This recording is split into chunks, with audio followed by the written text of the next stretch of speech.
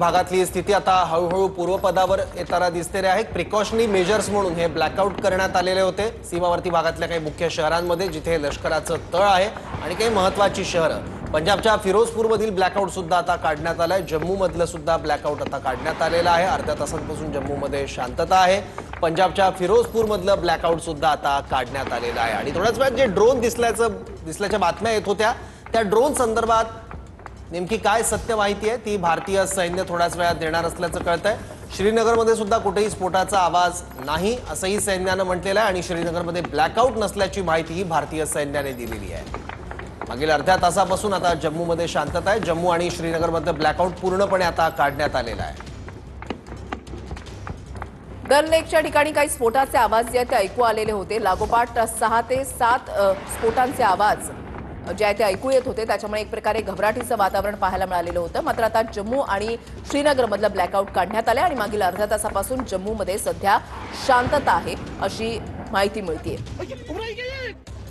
ड्रोनच्या संदर्भात थोड्याच वेळामध्ये माहिती दिली जाणार आहे असं भारतीय सैन्याकडून सांगण्यात आलेलं आहे। ज्या वेळेला ड्रोन आकाशामध्ये दिसत होते त्यावेळेला स्थानिकांमध्ये घबराटीचं वातावरण होतं, कारण युद्धबंदी जी आहे ती जाहीर झाली। त्याच्यानंतर स्थानिकांना काहीसा दिलासा मिळालेला होता। काश्मीरमधील दल लेक सुद्धा आता पूर्ववत आलेला आहे अशी माहिती मिळते। या दल लेकच्या अवतीभोवती चारी बाजूला लाईट्स आहेत, विजेचे खांब आहेत। त्या ठिकाणी सुद्धा म्हणजे ते दर्शवतं की या ठिकाणी एक लेक आहे। या ठिकाणी पूर्णपणे ब्लॅकआउट होतं, मात्र आता दल लेकमधलं ब्लॅकआउट सुद्धा काढून टाकण्यात आलेला आहे। परिस्थिती हळूहळू पूर्वपदावर येताना पाहायला मिळते। श्रीनगरमध्ये कुठेही स्फोटाचा आवाज नाही अशी माहिती सैन्याकडून देण्यात आली आहे आणि दल लेकमधील ब्लॅकआउट सुद्धा आता काढून टाकण्यात आलेला आहे। जम्मूमधलं ब्लॅकआउट जे आहे ते काढून टाकण्यात आलेलं आहे। त्याच्यानंतर फिरोजपूरमध्ये सुद्धा आता ब्लॅकआउट नाहीये। एलओसीवर गोळीबार नाही अशी माहिती भारतीय सैन्याकडून देण्यात आली आहे। आणि थोड्याच वेळात परराष्ट्र मंत्रालयाची पत्रकार परिषद होणार आहे। या पत्रकार परिषदेच्या माध्यमातून काय माहिती दिली जाते, काय अपडेट्स दिले जात आहेत यावर देखील लक्ष असेल।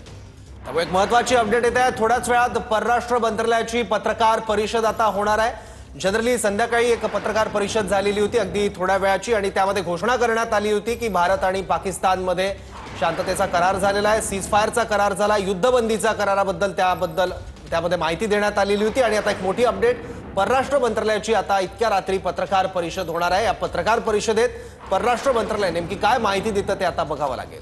प्रत्येक परिस्थितीचा सामना करण्यासाठी आपलं सैन्य जे आहे ते सज्ज आहे, आपली यंत्रणा जी आहे ती सज्ज आहे। त्याचीच ही दृश्य, आश्वासक दृश्य आपण या ठिकाणी पाहताय। रस्त्यावर जरी ब्लॅकआउट असला, काही भागांमध्ये ब्लॅकआउट असलं तरी आपल्याकडून सैन्याच्या अधिकाऱ्यांकडून सैन्याकडून गस्त जी आहे ती घातली जाते आणि पूर्णपणे अलर्टनेस जो आहे तो पाहायला मिळतोय। पाकिस्तानचा कुठल्याही प्रकारे भरोसा नाही हे पुन्हा एकदा सिद्ध झालेलं आहे। युद्धबंदी जाहीर करण्यात आली होती। पाकिस्तानच्या डीजीएमओनीच दुपारी 3:35 भारतीय डीजीएमओंना कॉल केलेला होता आणि त्यांच्याकडून निवेदन देण्यात आलेलं होतं की युद्धबंदी जी आहे ती केली जावी। भारतानं सुद्धा काही अटी शर्तींनी युद्धबंदी जी आहे ती स्वीकारलेली होती।